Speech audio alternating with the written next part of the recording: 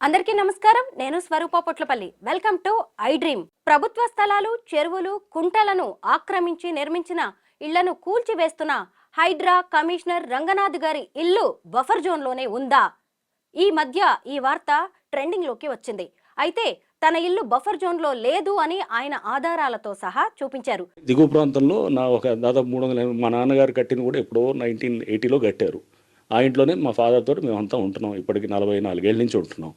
So అది అక్కడ అసలు బఫరు ఎఫ్టీఎల్ అనేది ఉత్పన్నమే కాదనమాట. బఫరు ఎఫ్టీఎల్ అనేది ఫస్ట్ దిగువ ప్రాంతంలో ఉండదు. ఇప్పుడు చెరువు కట్టకి ఏమైనా రిపేర్స్ వచ్చాయనుకోండి, రిపేర్స్ వస్తే కనుక చెరువు కట్టకి అక్కడ వెహికులర్ మూవ్మెంట్ తిరగడానికి, అంటే వాహనాలు తిరగడానికి కోసం అక్కడ కొంత ఒక 10 మీటర్లు వెడల్పు పెడతారు. అది బఫర్ కాదు, అది వాహనాలు తిరగడానికి ఒక రోడ్డు వేస్తారు. ఎవరు సపోజ్ కట్ట బ్రీచ్ అయింది అనుకోండి, చెరువు కట్ట బ్రీచ్ అయితే కనుక ఏమైనా మట్టి తరలించడం లేదా ఇంకేదైనా చేయడానికి, రిపేర్స్ మెటీరియల్ సామాగ్రిని తరలించడానికి ఒక లారీ వెళ్ళటానికో దానికోసం 10 మీటర్లు బండెంబడి పెడతారు. అసలు బఫర్ జోన్ అంటే ఏంటి? లోన్ తీసుకునేటప్పుడు ఎలాంటి జాగ్రత్తలు తీసుకోవాలి? ఇలాంటి వాటికి సంబంధించి సామాన్యులకు ఎన్నో డౌట్స్ వస్తున్నాయి. ప్రస్తుతం నాతో పాటు Indian bank retired chief manager Rammohan నమిలే గారు ఉన్నారు. ఆయనతో మాట్లాడి ఇలాగా హైడ్రా కమిషనర్ కి సంబంధించిన ఆయన ఇల్లు ఎక్కడ ఉంది, ఏంటి, ఇలా అన్ని విషయాలను తెలుసుకుందాం. సార్ నమస్తే. నమస్తే అమ్మా. అసలు రంగనాథ్ గారి ఇల్లే బఫర్ జోన్ లో ఉంది అనేసరికి అందరికీ అవునా అనేది అనిపించింది. ఆయన మాత్రం లేనే లేదు, 44 ఏళ్ల క్రితం ఇక్కడ ఉంటున్నాము అప్పటి నుంచి అని ఆయన చెప్పడం అనేది జరుగుతుంది. మీరేమంటారు సార్? దీనికి సంబంధించి మీ దగ్గర ఉన్న ఇన్ఫర్మేషన్ ఏంటి? నేను కూడా మొన్న న్యూస్ పేపర్లో చదువుతూ ఉంటుని హీ వాజ్ డిఫెండింగ్ అనేది చాలా what you call A crucial word. అంటే తప్పు చేసిన వాడు డిఫెండ్ చేసుకుంటాడు. Okay, number 1. తప్పు చేయని వాడు కూడా తప్పు ఆరోపింపబడినప్పుడు డిఫెండ్ చేసుకుంటారు. అంటే there are 2 aspects of it. వారు ఖండపదంగా చెప్పడం ఏంటంటే వాళ్ళ తండ్రి గారు కట్టిన ఇంట్లో వాళ్ళు ఉంటున్నారు. ఇక్కడ మనకి 2 సంఖ్యలు చాలా ఇంపార్టెంట్. ఒకటి 13, ఇంకొకటి 30. With respect to lands, houses, 13 ఏంటమ్మా? Any idea 13. No sir. We take a set certificate, EC అంటాము, encumbrance certificate for last 13 years. అంటే 13 years నుంచి ఈ particular survey number, door number మీద ఏ రకమైన లావాదేవీలు జరిగినాయి, సేల్స్ కానీ, మార్టిగేజ్ కానీ, చార్జెస్ ఏమున్నాయి అనేసి, దట్ ఈస్ వన్ థింగ్. కొన్నిటికి 30 years వరకు కూడా వెళ్తారు గవర్నమెంట్కి సంబంధించిన దానికి. అంటే ఇక్కడ పాయింట్ ఏంటంటే 13 years మనకి మహాభారతం ఎగ్జాంపుల్ తీసుకుంటే కూడా, రామాయణం తీసుకుంటే కూడా, అరణ్యవాసము రామాయణంలో 12 years ఏదో ఉంది. అక్కడ ఇక మహాభారతానికి వచ్చేసరికి ద్వాపరము కాలము యుగం మారింది కనుక ఇట్ వాస్ 13 years. అంటే 13 years ఎవరి పొజిషన్లో ఏదైనా ప్రాపర్టీ ఉంటే వాళ్ళకి టైటిల్ ఉన్నా లేకపోయినా కూడా ఆల్మోస్ట్ వాళ్ళ దాని కిందనే లెక్క దాదాపుగా. ఇక్కడ ఇంకా ఒక విచిత్రమైన విషయం ఏంటంటే మానవుని జీవితకాలం ఎంత? ఇప్పుడైతే 60 years సార్. జనరల్గా భగవంతుడి ఇచ్చిన కాల ప్రమాణం ప్రకారం 100 ఏళ్ళు. 100 ఏళ్లే కదా, తర్వాత ఉండం కదా. మీరు చెప్తుంది 60-70 ఏళ్ళకి పోయేవాళ్ళు పోతూనే ఉంటారు, 40 ఏళ్ళకి కూడా పోతున్నారు. కానీ ఎక్కువ బతికితే కూడా 100, రేర్గా 110, 120 బతికిన కేసులు మనకి. అది rarest of the rare, that we need not take in to count at all. అటువంటిప్పుడు when we are not owning our life itself permanently, how we can own a land or house? ఇది ethical question, ethical question, ethical dilemma. What I say is that Bhupathi అని మనకు ఒక రాజులని భూపతి అంటారు. భూపతి అంటే భూమి కలిగిన వాడు, భూమికి హస్బెండ్, అంటే ఓనర్. అంటే the entire land in any country, in any state should belong to government and government should give it in lease for whatever use. ల్యాండ్కి 3 రకాల యూజులు ఉన్నాయి, ఆర్ ఎట్ ద మోస్ట్ 4. ఒకటి ఫారెస్ట్ కొంచెం తగ్గి ఆ ప్లేస్లో అగ్రికల్చర్ చేసుకుంటారు. తర్వాత ఇండస్ట్రీస్ పెట్టుకోవడానికి ఇండస్ట్రియల్ ల్యాండ్ యూజ్ ప్యాటర్న్ అంటాము. నివాసం ఉండడానికి residential. Forest, agriculture, industry, residence, ఈ 4 తప్ప వేరే ప్రయోజనం ఏమి లేదు ల్యాండ్కి. సో వీళ్ళందరికీ కూడా లీజులో కూడా చాలా చోట్ల ఓనర్షిప్ కానీ లీజ్ మీద కానీ ఇండ్లు, ల్యాండ్స్ తీసుకుంటుంటారు. గవర్నమెంట్ కూడా లీజ్కి ఇస్తుంది. ఎంతకాలం, మ్యాక్సిమం ఎంతకాలం ఇవ్వచ్చు లీజ్కి? Any idea? No sir.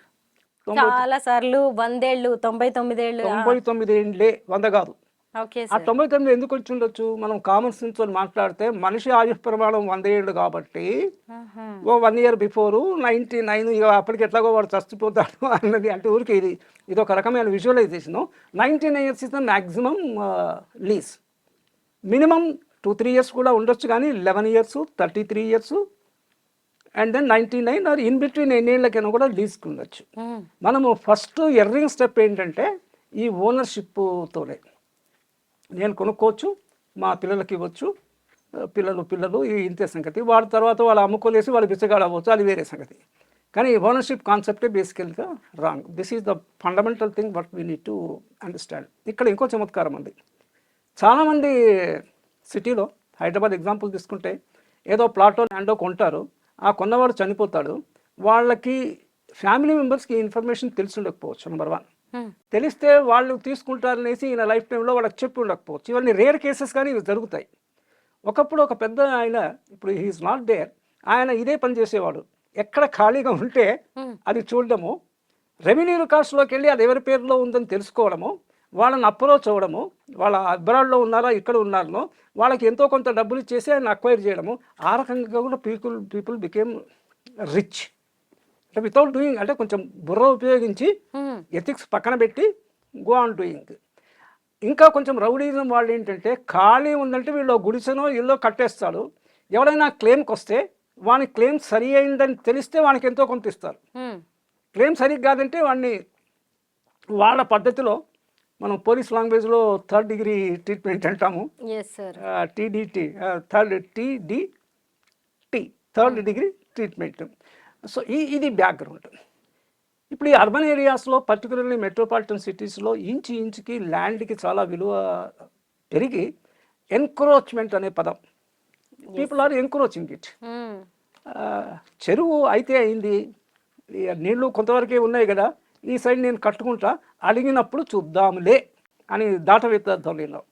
ఇంకో చమత్కారం మనం గమనిస్తే, మీరు ఎక్కడ గ్రామీణ ప్రాంతాల్లో కానీ సిటీస్లో కానీ చెరువుకి ఒకవైపే బండ్ ఉంటుంది, ఆనకట్ట. So that the river water ఇటువైపు వచ్చేసి దీన్ని ఇది చేయకుండా, ఓవర్ఫ్లో కాకుండా, ఒక తూము అని ఒక పదము, చాలామందికి ఆ పదం కూడా తెలియకపోవచ్చు. తూము అంటే narrow passage, small dam like thing, through the water outlet వదులుతారు అగ్రికల్చర్కి దానికి. కానీ what about the other 3 sides of the lake or the water body అని జనరల్గా అంటాము. It is unprotected. సో వీడు బండ మీద ఇల్లు కట్టలేడు, బండ మీద దారి ఉంటుంది కనుక నీళ్లలో కట్టలేడు. సో నీళ్లు ఎండైన దగ్గర కొంచెం డ్రై ఉంటుంది కదా, అక్కడ కడతాడు. వర్షం వచ్చినప్పుడు ఏదో అవస్థలు పడతాడు, వర్షం వచ్చేసి ఆ ఇంటూ చెరువు కొనాకుంది కాబట్టి నీళ్ళు వచ్చే అవకాశం ఎక్కువ ఉంటుంది compare to other these things. అంటే this is the background under which we have to study. Full tank, ఇవన్నీ technical terms. Full tank level అంటే చివరి పోర్షన్ కొంత డ్రైగా ఉన్నా కూడా వర్షం పడి చెరువు మొత్తము నిండినప్పుడు ఏ లెవెల్ వరకు అయితే వాటర్ పోతుందో that level is called full tank level. Buffer అనే దాంట్లోనే డిక్షనరీ మీనింగ్లో బఫర్ అంటే కొంత వెసులుబాటు, దట్ వీసే బఫర్ జోన్. ఇది బ్యాక్గ్రౌండ్ అన్నమాట. ఇప్పుడు రంగరాజు గారి ఇల్లు వాళ్ళ తండ్రి టైంది కాబట్టి నేను ఇందాక చెప్పిన 30 years 13 years అయిపోయి ఉంటాయి దానికి కనుక ఇట్ హోల్డ్స్ నో వాటర్. ఇంగ్లీష్లో వీసే అంటే ఆ వాదన చెల్లదు అని చెప్పడానికి it holds no water. That is one thing. ఈ సడన్గా హైడ్రా పిక్చర్లోకి ఎందుకు వచ్చింది ఆల్ ఆఫ్ ఏ సడన్ అనేది, ఇది ఒకటి వాట్ యూ కాల్ చర్చనీయాంశం. ఎప్పటికే గవర్నమెంట్స్ మారుతున్నాయి. గవర్నమెంట్స్ ఎప్పుడు మార్కెట్ అధీనంలో ఉంటాయమ్మా. By a common man's this one. Market అంటే ఏంటి? Business men. వాళ్ళకి వీళ్ళకి అవినాభావ సంబంధం ఉంటుంది. మీరు ఏ పార్టీ రాని, ఎవరైనా రాని, మార్కెట్లో బిజినెస్ మెన్ స్థిరంగా ఉంటాడు. పొలిటికల్ పార్టీస్ ఆల్టర్నేట్గా మ్యూజికల్ చైర్ మాదిరి ప్రధాన పార్టీలు మారుతుంటాయి. ఇప్పుడు 2 రకాలుగా అయిపోయింది, national parties and state local parties. Local parties గతంలో 30-40 years ఉండేవి కాదు అంతగా. మనకు ఓన్లీ ఐదర్ జనతా పార్టీ, అప్పట్లో జనసంఘ్ అనేవాళ్ళు, present BJP old form, Congress, ఇవే ఉంటాయి. They are never in prominence but they have their own these things. అంటే ఒక కార్డు కింద ఉపయోగపడడానికి, వాళ్ళు కలవడానికి ఏదో మేజర్ పార్టీతో. So this is the background of these things. SMS అనే ఒక కాన్సెప్ట్ అమ్మా. మనం deal with only with 3 things. S అంటే ఎస్ఎంఎస్ అంటే ఎస్ఎంఎస్ మెసేజ్లు కాదు, నా షార్ట్ ఫామ్ ఎస్ఎంఎస్. ఎస్ అంటే సొసైటీ, ఎం అంటే మార్కెట్, మళ్ళీ ఎస్ అంటే స్టేట్. స్టేట్ అంటే డిక్షనరీ మీదకు ప్రభుత్వము, గవర్నమెంట్ అని అర్థము.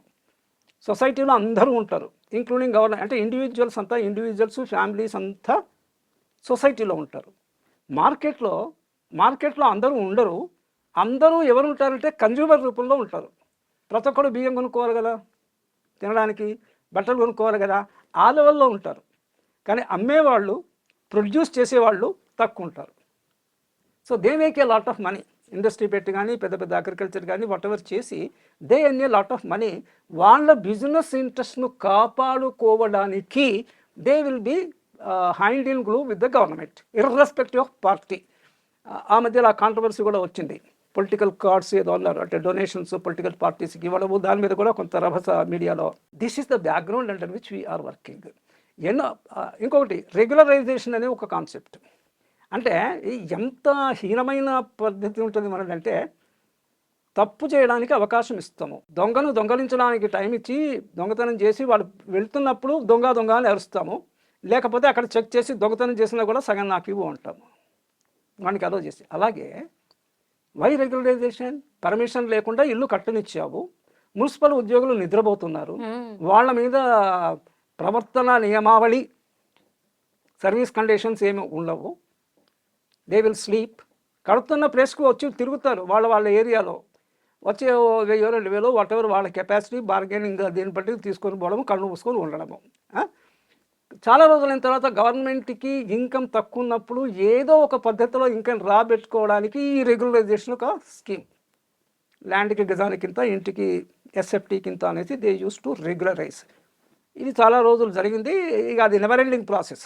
ఎప్పుడెప్పుడు డబ్బులు లేవంటే ఈ కార్డు అది అయిపోయేంత వరకు, అంటే అన్ని ఇల్లు రెగ్యులైజ్ అయ్యేంత వరకు. నేను ఇవన్నీ కొన్ని సరదాగా, but there is a serious element also in this. Sir, Ranganath గారి ఇంటికి సంబంధించి మనం ఒక విషయం మాట్లాడుకోవాలి సార్. కాంగ్రెస్ మాజీ నేత బక్కా జడ్సన్ అనే వ్యక్తి ఖచ్చితంగా రంగనాథ్ గారి ఇల్లు బఫర్ జోన్ లోనే ఉంది, 2 నెలలు కష్టపడి 100 ఏళ్ల నాటి మ్యాప్ ని బయటకు తీసాము అని చెప్తున్నారు. ఇంతకీ ఈయన ఇల్లు ఎక్కడుందంటే యూసుఫ్ గూడలోని కృష్ణకాంత్ పార్క్. అది ఇంతకు ముందు పెద్ద చెరువు, ఆ చెరువుని కృష్ణకాంత్ పార్క్ గా మార్చారు చంద్రబాబు నాయుడు హయాంలో అని చెప్తున్నారు. అయితే అక్కడే ఉంది రంగనాథ్ గారి ఇల్లు. అంటే ఆయనది కూడా బఫర్ జోన్ లోనే ఉంది. ఒకవేళ లేకపోతే ఆధారాలు బయట పెట్టాలి అంటూ ఆయన బక్కా జడ్సన్ అనే వ్యక్తి సవాల్ విసిరారు. మీరు 100 ఏళ్ల మ్యాప్ ని ఇప్పుడు మనం కన్సిడరేషన్ లోకి తీసుకోవచ్చు అంటారా సార్ ఈ విషయంలో? మీరు చెప్పిన దాంట్లో నుంచే చెరువుని పార్క్ కింద మార్చొచ్చా? First question. మార్చారు. మీరు చెప్పిన దాంట్లో నుంచి నేను ఐఎమ్ డిగింగ్ అవుట్. అక్కడ ఉండే పెద్ద చెరువుని కృష్ణకాంత్ పార్క్ కింద మార్చారు. అది how far it is justified is a one thing. అంటే అన్నీ 100% ట్రుత్ కానీ 100% లై కానీ ఉండదమ్మా. ఒకవేళ కృష్ణకాంత్ పార్క్ కింద మార్చకపోతే అందరూ కబ్జా చేసేవాళ్ళు. సో టు దట్ ఎక్స్టెంట్ అది కొంచెం సేఫ్ అయింది కదా, అట్లీస్ట్ వాకింగ్కి, మార్నింగ్కి, కొంచెం ఆక్సిజన్కి దానికి పనికొస్తుంది కదా. This is another point of it. Now Hydraa తెచ్చింది కాంగ్రెస్ పార్టీ, వ్యతిరేకిస్తుంది కాంగ్రెస్ మాజీ నేత. ఇప్పుడు మరి మాజీలకి, పొజిషన్లో ఉన్న వాళ్ళకి అంతర్గత కలహము. అంటే మీరు మాజీ అన్న పదాన్ని నేను తీసుకొస్తున్నా. అంటే మనకు in and out, internal external అవి కాన్సెప్ట్. మనిషిలో కూడా లోపల ఉన్నంత బయటికి పెట్టడు, ఇంటర్నల్ ఎక్స్టర్నల్. అంతర్గతంగా వారు జరుగుతుంటుంది. మనిషికి ఉండేవి 2 టైములు, ఒకటి వార్ టైము, ఇంకొకటి పీస్ టైము. ఎప్పుడు వార్ టైమే ఎక్కువ ఉంటుంది. పీస్ టైం ఎప్పుడు ఉంటుందంటే వారు చేయడానికి శక్తి తగ్గినప్పుడు ఇక వీడి చేసేది లేక సతికెలబడి మళ్ళీ ఎనర్జీ రాగానే మళ్ళీ వారు అంటాడు. అంటే నేను ఇది ఒక సరదాగా చమత్కారంగా, బట్ ఇక సీరియస్ మ్యాటర్ ఉంది. అంటే జడ్సన్ చేస్తున్న ఆరోపణల్ని మనం ఒక టైం పాస్ వ్యవహారంగా చూడాలా? నిజంగా రంగనాథ్ గారి ఇల్లు బఫర్ జోన్ లో లేదా మీ లెక్కల ప్రకారం? నా పాయింట్ ఒకటమ్మా, న్యూస్ పేపర్ చదువుతున్నప్పుడు ఎకానమీ, ఫినాన్సు అని ఒక 2 పేజీలు ఉంటాయి తెలుగు పేపర్లో కానీ ఇంగ్లీష్లో కానీ. అవి తప్ప ఈ పొలిటికల్ న్యూస్ మీద మనం బుర్ర, మళ్ళీ వాళ్ళంతా ఒకటే. ఇప్పుడు ఈ మాజీని సిట్టింగ్లో ఉన్నాడు పిలిచి ఎందుకు ఆయన అనవసరంగా ఇది చేస్తున్నా అంటే వాళ్ళు నెక్స్ట్ నుంచి మళ్ళీ ఈ న్యూస్ ఫాలో అప్ న్యూస్ ఉండదు. మీరు చాలా గమనిస్తే చాలా తక్కువ విషయాల మీద ఫాలో అప్ న్యూస్ ఉంటుంది. ఇది ఎప్పటికప్పుడే పెన మీద దోషం మాదిరే. ఇంకా మీడియా అంటే మీరంతా మీడియా నుంచి, నేను కొంచెం ఓపెన్గా మాట్లాడతాను కాబట్టి మీడియా కూడా అనవసరమైన విషయాలకి ప్రాధాన్యత ఇస్తుంటుంది. అంటే ఇది చెల్లుబాటు అవుతుంది కదా అనేసి, అంటే ప్రజల్లో నానుతుంది, మన పేపర్ కొంటారు, మన దట్ ఈస్ నాట్ కరెక్ట్. మన ఛానల్ తక్కువ మంది చూసినా సరే క్వాలిటీ పీపుల్ చూడాలి, we should send a quality ఇదనేసి వీళ్ళు ఆయనను తీసుకొచ్చి మళ్ళీ బుదగిరిస్తే ఇది ఇంకా సమస్య పోతుంది, ఇది మళ్ళీ రాదు. సర్వే నంబర్స్, ఈ ల్యాండ్ ఎంత విచిత్రంగా ఉంది మన దగ్గర అంటే, ఈ సర్వే నెంబర్ ఎప్పుడు ఔరంగజేబులో టైంలో వేసాడని సంవేర్ ఐ రెడ్ ఇట్. అంటే ఇట్ ఈస్ వెరీ ఓల్డ్. మీరు సర్వే నెంబర్ అని ఉంటుంది, మీరు ఎక్కడ ల్యాండ్ తీసుకున్నా కూడా సర్వే నెంబర్ అనే పదము లేకుండా ఉండదు. కానీ ఇంత మోడర్నైజ్ అయినప్పుడు కూడా ఇంకో చమత్కారమైన ఎగ్జాంపుల్ చెప్తా. మనం బస్సులో ప్రయాణం చేస్తుంటే ఓ స్టాప్ పేరు ఉంటుంది, ఆలుగడ్డ బావి అనేసి. ఇప్పటికి కూడా ఆర్టీసీ రికార్డులో టికెట్ మీద ఆలుగడ్డ బావి అని స్టాప్ ఉంటుంది. అక్కడ మెట్టుగూడ వైపు ఎక్కడో ఉంది. ఇప్పుడు ఆలుగడ్డలు లేదు, ఆ బావి లేదు. అంటే మనం మోడర్నైజ్ కాంటెంపరైజ్ అవ్వట్లేదు. మరి ఆర్టీసీ వాళ్ళు ఆ పాత పేర్లని మార్చుకోవాలి కదా.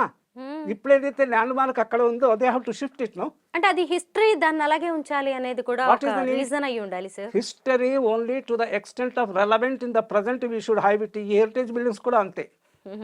అంటే ఇవన్నీ వాళ్ళకి లోపల పరమార్థం వేరే. నేను ఇందాక ఇంటర్నల్ ఎక్స్టర్నల్ అనే పదాలు వాడాను. వాళ్ళ ఇంటర్నల్లో వ్యవహారం వేరే ఉంటుంది, బయటికి చెప్పడానికి ఒక కారణం వేరే ఉంటుంది. మనుషులు మనం కూడా అదే చేస్తాము.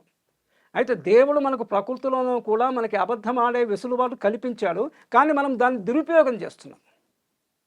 మనము ఆపత్కాలంలో అబద్ధం ఆడవచ్చు, అదే పనిగా కాదు. సో మీరంటున్న చారిత్రక పేరు ఇప్పుడు ఆలుగడ్డ బావి ఇప్పుడు ఏం చేసుకుంటాము, ఆలుగడ్డలు మార్కెట్లో బోర్డు ఉన్నాయి, ఆ బావి లేదు, గచ్చి బావులి అంటారు. ఇప్పుడు గచ్చు అంటే కొంచెం వర్టికల్, కొంచెం స్టోన్ టైప్ ఫ్లోర్ గచ్చు, ఇంటి ముందర వేసింది గచ్చు. అక్కడ గచ్చు ఉండేదేమో ఆ బావిలో గచ్చి బావులి, దూద్ బావులి. వై ఐఎమ్ టెల్లింగ్ అంటే ఇవన్నీ ఇట్లా జరుగుతుంటాయి. ఈ సర్వే నంబరు ల్యాండ్ ఎంత విచిత్రం అంటే, ఒకసారి ఒక జోక్ కింద చెప్పారు, కలెక్టర్ కూడా ఎన్టీ రామారావు వచ్చిన తర్వాత ఈ కర్ణం వ్యవస్థను తీసేశారు. కలెక్టర్కి ఎక్కడైనా ల్యాండ్ ఉంటే అతను కూడా పోయి కర్ణంను బతిమాలుకోవాలి, నా ల్యాండ్ ఎక్కడ ఉంది అనేసి. పేపర్ మీద ఒక మెజర్మెంట్ ఉంటుంది, గ్రౌండ్లో దానికి దీనికి టాలీ కాదు. మళ్ళీ గవర్నమెంట్ సర్వేయర్ను, అప్రూవ్ సర్వేయర్ను తెచ్చి కొలిపించడము. మనకి 2 పంచాయతీలు బాగా జరుగుతుంటాయి. ఒకటి పొలం దగ్గర గట్టు పంచాయతీ, అంటే మీరు ఇంకొక అది గజాల్లో కాకుండా ఎకరాల్లో కూడా ఉంటుంది. ఒక హాఫ్ ఎకరం వాళ్ళు ఆక్యుపై చేశారనేసి ఇంకా ఆ గొడవ ఎప్పటికీ తెగదు. కోర్టుకి వెళ్తే మనకు తెలిసిన విషయమే, హౌ లాంగ్ ఇట్ టేక్స్ అనేసి. అందుకని బుద్ధిమంతులు కోర్టుకు పోకుండా కొంత నష్టం పోతే పోయింది అనేసి సమూహ కాంప్రమైజ్ అయితే మనస్తాపం లేకుండా మనశ్శాంతికి ప్రయత్నిస్తారు. బయింగ్ పీస్ అంటాము ఆంగ్లంలో. ఇది నా coming to Hydraa again, layout permission అని ఒకటి, హౌస్ బిల్డింగ్ పర్మిషన్స్ అని 2 రకాలమ్మా. అంటే ఒక పెద్ద ఏరియాలో 10, 20, 30, 40 ఎకరాలలో ఆ developer, I'm not talking about the housing, only land part, land develop చేసి లేఅవుట్ పర్మిషను గ్రామ పంచాయతీ నుంచో లేకపోతే HMDA or municipality whatever అది పర్మిషన్ తీసుకొని, లేఅవుట్ పర్మిషన్ తీసుకున్న తర్వాత హీ షుడ్ సెల్. ఎవరైనా ప్లాట్ కొన్నప్పుడు they have to again take a house building permission to construct the house. ఇది ద లీగల్ సిస్టమ్. మరి రెగ్యులేషన్స్ ఎక్కడ వచ్చింది? ఇఫ్ ఎవ్రీ లేఅవుట్, అంటే గవర్నమెంట్ మిషనరీకి తక్కువ లేదు కదా, అంటే corruption, mall practice, red tapism ఇవి ఎక్కువ పెరిగి, ఇందాక చెప్పాను మీకు, తప్పులు చేయడానికి అవకాశం ఇచ్చి ఆ తర్వాత గుద్దులు గుద్దడము, అంటే పెనాల్టీ వసూలు చేయడము అన్న టైప్లో జరుగుతుంది. ఇది సడన్గా హైడ్రా ఎందుకు వచ్చిందో I also do not understand. కానీ పాత పార్టీ అధికారంలో ఉన్నప్పుడు కూడా ఇంత అఫీషియల్ రూపంలో ఇది చూడలేదు, కానీ ఇట్ ఈస్ దేర్. ఇప్పుడు మీరు we are talking about celebrities also some time. ఇప్పుడు నాగార్జున గారు ఆయన కూలగొట్టారు, ఎన్ కన్వెన్షన్, ఆయన సెలబ్రిటీయే. మరి ఆ ఫుల్ ట్యాంక్ లెవెల్లోనో బఫర్ జోన్లోనో కట్టడము ఇది సెలబ్రిటీ లక్షణమా? ఆయన స్టే తెచ్చుకునే లోపలనే Ranganath, I think is an IAS are what ever, ఈయన తెలివి ఉపయోగించి అది వచ్చే లోపలే ఈయన కూలగొట్టేశారు. అయితే పాయింట్ ఏమన్నారంటే అది కూడా ఆయన ఓన్ ల్యాండే అనేసి నేను చదివాను. నాగార్జున ఓన్ ల్యాండే అంటే చెరువులు కూడా అమ్ముతారు అనమాట, చెరువులు కూడా కొంటారు. రిజిస్ట్రేషన్ డిపార్ట్మెంట్ కూడా మన దగ్గర చాలా విచిత్రంగా ఉంటుందమ్మా. చార్మినార్ని నేను మీకు అమ్మవచ్చు, వాళ్ళు రిజిస్టర్ చేస్తారు. వాళ్ళకి the registration department is only bother about the registration fee అంతే. అంటే ఇప్పుడు కొన్ని రూల్స్ మారి ఉండొచ్చు, but generally what they say they are not bother about the title. ఇదంటే అమ్మేవాడికి చార్మినార్ మీద టైటిల్ ఉందా లేదా, చార్మినార్ మీద ఎవరికైనా టైటిల్ ఉంటే అది వక్ఫ్ బోర్డుకో లేకపోతే స్టేట్ గవర్నమెంట్కో ఉంటుంది, XYZకి ఉండదు కదా. సార్ ఇప్పుడు Yeah. మీ దగ్గర నుంచి కామన్ మ్యాన్ కి ఒక క్లారిటీ కావాలి సార్. మీరు చెప్పండి. Indian bank retired chief manager గా వర్క్ చేశారు. అంటే ఒక లోన్ తీసుకోవాలి, ఒక హౌస్ లోన్ అంటే ఇన్ని రోజులు ఉన్న రూల్స్ వేరు సార్. ఇప్పుడు హైడ్రాకి దొరకకుండా ఎలాంటి జాగ్రత్తలు తీసుకోవాలి సార్ ఒక ఇల్లు కొనుక్కోవాలంటే? ఇప్పుడు హైడ్రాకి దొరకడము దొరకపోవడం ఉండదమ్మా. ఎందుకు ఉండదంటే వన్ థింగ్, లోన్ తీసుకోవడం always safer for a common man. ఎలా అంటే మనకి పూర్తి డబ్బులు మనకి దగ్గర లేనప్పుడు, సొంత డబ్బులు కొన్ని ఉన్నప్పటికీ కూడా, మొత్తం ఉన్నప్పుడు కూడా బ్యాంక్ లోన్ తీసుకుంటే రెండు aspects they will measure. Importantly they take a legal opinion. అంటే banks empanelled advocate should certify that the seller of the property to your loanee, అప్పు తీసుకునేవాడు ఎవరి దగ్గర అయితే ల్యాండ్ కొంటున్నారో, ఆల్రెడీ కొన్నప్పటికీ కూడా ఈ ల్యాండ్కి అమ్మేవానికి టైటిల్ ఉందా, అమ్మేవానికి టైటిల్ ఉంటేనే బయ్యర్కి పాస్ అవుతుంది, లేకపోతే వానికి ఏ ఫాల్స్ స్టాట్ ఉంటే వీడికి అదే వస్తుంది. ఈ will not be having a better title. So that you get a clearance by taking a bank loan. అది సేఫర్ మెథడ్. మీకు ఒక 1 కోటి రూపాయలు ఇల్లు కట్టాలనుకోండి, మీ దగ్గర కోటి ఉంది, ఓ 10 లక్షల లోన్ తీసుకోండి for name sake, you get all these clearances. అయితే ఇక్కడ కూడా ఆపరేషన్ లెవెల్లో ఇది రూల్ లెవెల్. ఆపరేషన్ లెవెల్ ఏంటంటే మన దేశంలో వీ కెన్ మేనేజ్ ఎనీథింగ్. మా అమ్మాయిలు ఇద్దరు మెడికల్ డాక్టర్స్, నేను యూఎస్ కూడా అప్పుడప్పుడు వెళ్ళి వస్తుంటాను. యూఎస్ కానీ వేరే వెస్ట్రన్ కంట్రీస్లో కూడా you cannot manage government things in this way. వాళ్ళు ఎంతెంత పెద్దవాళ్ళైనా కూడా, నేను చాలాసార్లు మీడియాలో కూడా చదివాను, యూకే ఎర్లియర్ ప్రైమ్ మినిస్టర్ వాళ్ళ అబ్బాయి ఏదో అఫెండ్ చేస్తే ఈయన పర్సనల్ కెపాసిటీలో ఈ went to the police station. మన దగ్గర ఏంటంటే తప్పు చేస్తే దొరికితే వాళ్ళ దగ్గర ఎంతో కొంత పీడించి పిప్పి చేసి వదిలేస్తారు. షారూక్ ఖాన్ ప్లస్ సన్స్ ఆ ఎగ్జాంపుల్ కూడా చూసాను. But they come out. అక్కడ కమ్అవుట్ ఉండదండి. You have to undergo the appropriate punishment. పిల్లల్ని ఇట్లా రోడ్డు మీద వదలడానికి వెళ్ళదు 10-12 ఏళ్ల కిందికి. Either the parent or their approved authorised person in the form of the ఆయా or something should accompany the child up to the age of 12 years. మన దగ్గర ఎనీథింగ్ హాంకింగ్ చేయలేము మనము. యూఎస్లో కారు పొరపాటు హాంగ్ చేస్తే వాళ్ళు డోర్ తీసుకొని వచ్చేసి దాని మీద పెద్ద గొడవ అవుతుంది. ఇక్కడ వీడికి ఓపిక ఉండదు మనకి. అమెరికాలో 10 ఏళ్ళు వచ్చిన తర్వాత కూడా మళ్ళీ ఇక్కడ రూల్సే ఫాలో అవుతారు. అది తీసుకొచ్చి ఇక్కడ ఇంప్లిమెంట్ చేయడు. అక్కడ ఉన్న పనికి మాలని మమ్మీ డాడీ కల్చర్ ఇక్కడికి తీసుకొస్తాడు, కానీ అక్కడ ఉన్న better things you will not come here. So మళ్ళీ coming back to our thing ఏమంటే this is the benefit law. కానీ లాయర్ కూడా ఎట్లా గోడ మీద పిల్లివాడడం అనే ఒక మనకి సామెత ఉంది. ఆయన తనకి ఇబ్బంది లేకుండా ఏదో బ్యాంకుకి సరిపోయేటట్టు ఈ కొనేవాడు కూడా పోతాడు, సార్ కొంచెం ఫ్లా ఉంది ఈ టైటిల్లో, కానీ నాకు లోన్ కావాలి, మీరే ఏదో చేయాలి అనేసి. ఇక్కడ పర్సనాలిటీ యాంగిల్లో నేను చెప్తాను, ప్రతి మనిషికి మెల్టింగ్ పాయింట్, బాయిలింగ్ పాయింట్ ఉంటుంది. బాయిలింగ్ పాయింట్ అంటే చెర్రున కోపం వస్తే, చెర్రున అంటారు తెలంగాణ లోకల్ లాంగ్వేజ్, అంటే ఈజీలీ యూ గెట్ ప్రొవోకేటెడ్. సడన్గా కోపం వస్తే బాయిలింగ్ పాయింట్. మన బాయిలింగ్ పాయింట్ చాలా ఎక్కువ ఉండాలి, 1000 degrees ఉండాలి. అంటే ఎవరు మనం ప్రొవోకేట్ చేస్తే మనం ప్రొవోక్ కావద్దు. A professional should not, more particularly. వాడు వచ్చి అడిగాడు కదా అనేసి వీళ్ళు టైటిల్ సరిగా లేకపోతే కూడా బాగుందని లాయర్ ఇవ్వకూడదు. రెండవది melting point.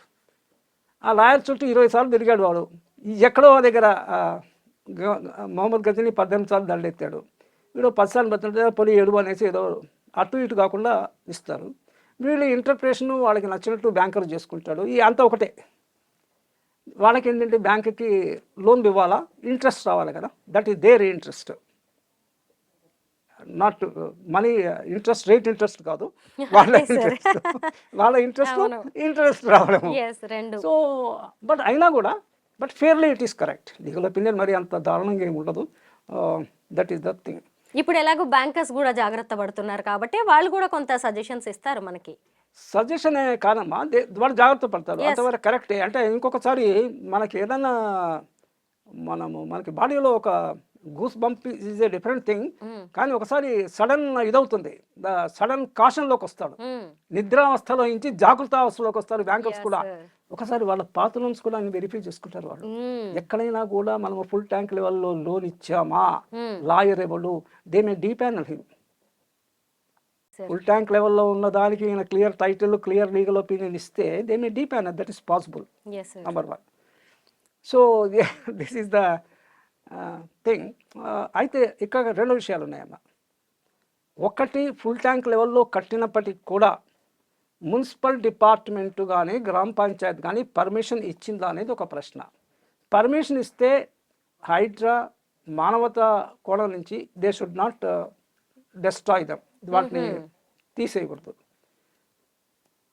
At the same time ఇచ్చిన వాళ్ళ మీద డిస్మిస్ చేయాలి straight away, nothing short of it. అది లేదు మన దగ్గర, కనిపించట్లేదు అది మాత్రం. అది దాని గురించి మాట్లాడేవారు. వాళ్ళు పర్మిషన్ ఇచ్చారనుకోండి, వాళ్ళ మీద యాక్షన్ ఉండాలి. పర్మిషన్ ఇవ్వకుండా వీళ్ళు కట్టారనుకోండి, దెన్ మీరు కొడగొట్టచ్చు, దాంట్లో తప్పేం లేదు. ఇది అమ్మా. Thank you sir. రంగనాథ్ గారి ఇంటికి సంబంధించి అలాగే కొత్తగా లోన్ తీసుకునే వాళ్ళకు కూడా మీరు మంచి సూచనలు చేశారు. Thank you so much sir. Thank you అమ్మా.